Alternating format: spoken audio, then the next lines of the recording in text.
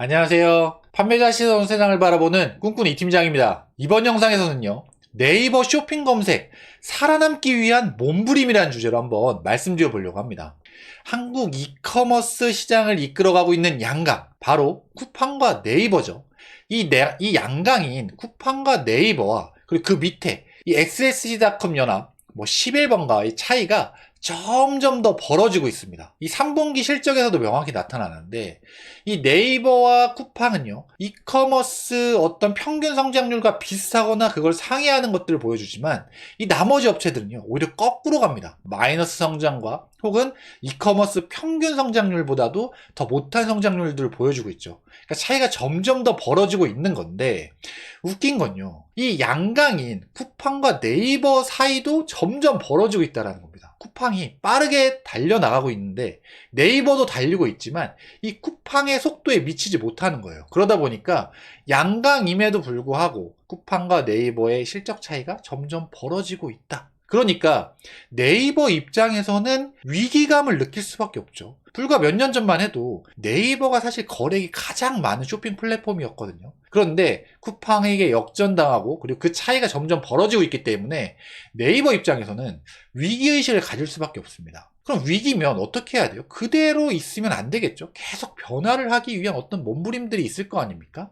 그래서 오늘 그거에 대한 내용을 한번 말씀드려 보려고 합니다. 여러분들 소비자로서 쿠팡과 네이버에서 검색했을 때 가장 큰 차이가 뭔지 아시나요? 쿠팡과 네이버에서 쇼핑할 때 새우라는 걸 예를 들면 검색을 해본다라고 하면 이 쿠팡과 네이버의 가장 큰 차이는 쿠팡은 사용자 맞춤입니다. 즉 사용자별로 이 나오는 제품들이 달라요. 제가 새우를 검색한 것과 제 와이프가 새우를 검색한 것, 제 친구가 새우를 검색한 시 쿠팡에서는 제품들이 다 다른 것들이 상위 노출이 됩니다. 그런데 반면에 네이버는요, 제가 새우를 검색하나 와이프가 새우를 검색하나 혹은 제 친구가 새우를 검색하나 이 검색되는 검색 제품들이 똑같습니다. 이 차이가 정말 명확한 거죠. 그러다 보니까 쿠팡 같은 경우는 사용자 맞춤 검색이기 때문에 어뷰징 효과가 반감됩니다. 어뷰징이라는 건 어떤 트래픽을 일으켜서 상위 노출을 시키는 건데, 이 상위 노출이 됐으면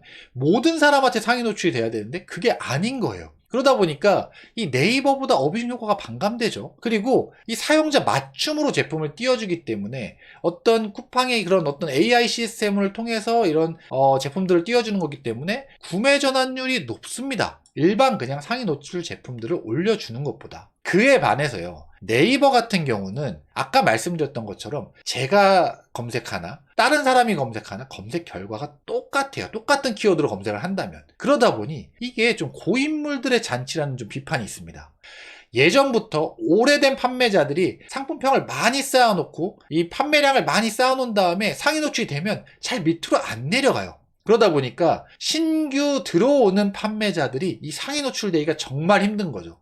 왜냐하면 첫 페이지에 노출이 돼야 어느 정도 매출이 증가가 일어나는데 이 첫 페이지의 사용자들은 거의 고정돼 있는 거예요. 그러다 보니까 신규 판매자들한테는 이 네이버가 여기 고인물들 잔치라 이게 잘 되지가 않아. 자, 판매가 안 돼. 이 상위 노출이 안 돼. 이런 얘기들을 많이 하는 겁니다. 그러다 보니 이 상위 노출이 누구에게나 다 이제 똑같은 제품들이 상위 노출이 되다 보니까 상대적으로 매출 증가 효과가 크죠. 쿠팡보다. 그렇기 때문에 어뷰징이 이 쿠팡보다는 네이버에서 판을 치는 겁니다. 왜냐하면 네이버에서 어뷰징 하는 게 훨씬 효과적이니까요. 모든 사람들한테 똑같이 상위 노출을 시킬 수 있으니까. 그런데 이런 네이버의 어떤 검색 결과 자체가 요새 조금씩 변화하려고 하는 모습들이 보여지고 있습니다. 원래요, 네이버에서 새우를 검색하면 우선 처음에 파워링크가 뜹니다. 이 파워링크는 광고고요. 이 광고가 처음에 뜬 다음에 그 다음에 네이버 쇼핑이 떴어요. 쇼핑 관련된 키워드라고 하면요, 이 네이버 쇼핑 아까 제가 말씀드렸던 그 단위거든요. 처음에 이 네이버 쇼핑에서도 이 두 개는 키워드 광고 부분이고요. 그리고 나머지 6개가 이 6개의 상품이 실제 상위 노출된 제품이죠.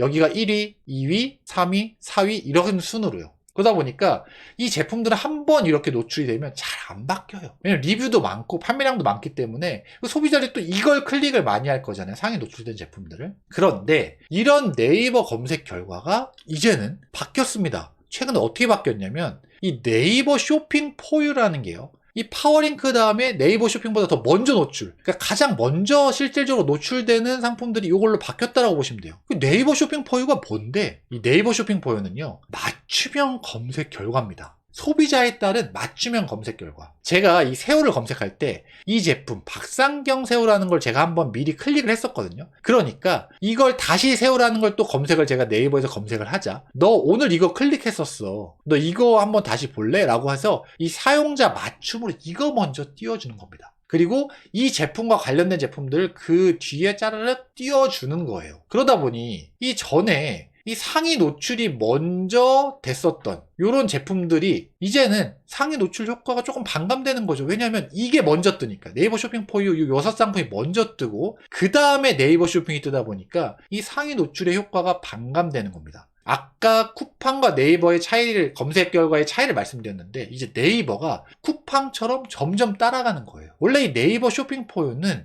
아까 이 네이버 쇼핑 검색 결과 다음 밑에 위치를 했었는데 거기서 이제 네이버에 테스트를 해보니까 구매 전환율도 괜찮고 이러니까 클릭률도 괜찮네. 요거 이제 상단으로 노출시켜서 테스트를 해봐야 되겠다 싶어서 지금 이제 네이버 쇼핑 포유를 쇼핑 검색보다 상위에 노출시키는 거죠. 저는 이게 지금 현재 이커머스 어떤 이커머스 플랫폼들의 검색 결과의 이 흐름이라고 생각을 해요. 쿠팡이 이걸 이끌고 있는데 네이버도 결국은 맞춤형 검색으로 간 게 아닌가라는 생각이 듭니다. 그리고 네이버에서는 계속적으로 어뷰징 관련된 업체들을 잡고 있죠. 이 네이버의 좀 아킬레스건이었던 이 어뷰징 업체들을 이렇게 잡고 있는데 지난주에 또 공지가 떴습니다. 트래픽 어뷰징 모니터링 강화. 이 어뷰징을 지금 잡고 있는데 더 강화를 하겠다는 겁니다. 어떤 것들? 상품 구매를 위한 탐색과 관련되지 않은 외부 이벤트들을 통한 구매와 무관한 유입. 말은 어렵게 써있는데 결국은요, 구매와 무관한 어떤 트래픽들, 외부 트래픽들을 잡겠다라는 거예요. 이런 어뷰징 잡겠다라는, 모니터링 강화하겠다는 공지들이 간혹 떠왔습니다. 이제 한 번씩. 근데 이것들을 네이버에서는 계속적으로 잡으려고 노력을 하고 있고 최근에 또 잡겠다. 최근 1년 동안요, 사실은 이 트래픽 업체들이 네이버에 살아남기 쉽지 않은 상황이 됐습니다. 아직 없어진 건 아닙니다만 이 네이버가 정말 자주자주 네이버 쇼핑 로직을 좀 바꾸고 있고, 그리고 이 어뷰징 업체들 잡기 위한 이 모니터링들 계속적으로 강화를 하고 있어요. 그러니까 이 어뷰징 업체들이 이제 네이버에서도 살아남기가 쉽지 않은 그런 어떤 상황들이 좀 돼가고 있다. 저희 같은 판매자들 입장에서는 좋죠.